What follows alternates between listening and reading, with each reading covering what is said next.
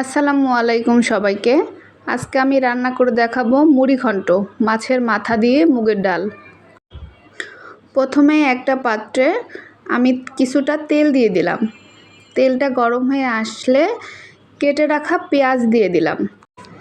আমি 3-4টা লং দিয়ে দিলাম, 3-4টা গোলমরিচ দিয়ে দিলাম। এরপর আমি টুকরো করে রাখা তেজপাতা দিলাম। এরপর আমি 2টা সাদা এলাচ দিয়ে দিলাম, 2-3 টুকরা দারচিনি দিয়ে দিলাম। এরপর একটু ভেজে নিব। পেঁয়াজ ভেজে যখন একটু লাল লাল হয়ে আসবে, এই পর্যায়ে গিয়ে আমি একটু আস্ত জিরা দিয়ে দিব।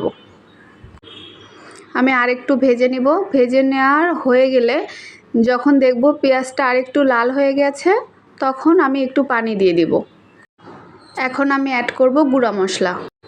1 চামচ ধনিয়া গুঁড়া, 1 চামচ জিরা গুঁড়া, 1 চামচ লাল মরিচের গুঁড়া, 1/2 চামচের মতো হলুদের গুঁড়া। এরপর দিয়ে দিচ্ছি আমি আদা রসুন বাটা। এরপর আমি কয়েকটা কাঁচামরিচ 2 ভাগ করে দিয়ে দিলাম। আমি একটু মশলাটা কষে নেব। লবণ দিয়ে দিলাম।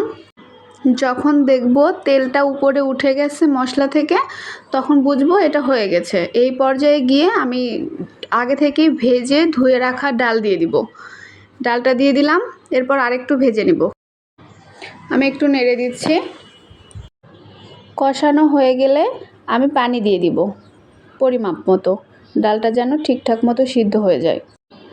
এখন আমি ঢাকনা দিয়ে ঢেকে দিলাম। কিছুক্ষণ রান্না করার পর এরকম একটা পর্যায়ে গিয়ে আমি মাছের মাথাগুলো আগেই ভেজে রেখেছিলাম, এগুলো দিয়ে দেব। একে একে সবগুলো মাছ দিয়ে দিলাম। এখানে মাছ দেওয়ার পরে আমি আরও কিছুক্ষণ এখানে রান্না করে নেব। এখানে যে যার পছন্দ মতো ঝোল রাখবেন। কিছুক্ষণ রান্না করার পর এটা হচ্ছে আমার রান্নার ফাইনাল লুক।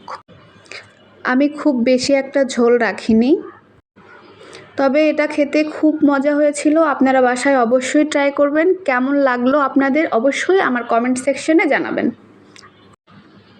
দেখা হবে আবারও অন্য কোনো একটা ভিডিও নিয়ে। সে পর্যন্ত সবাই ভালো থাকবেন। আসসালামু আলাইকুম।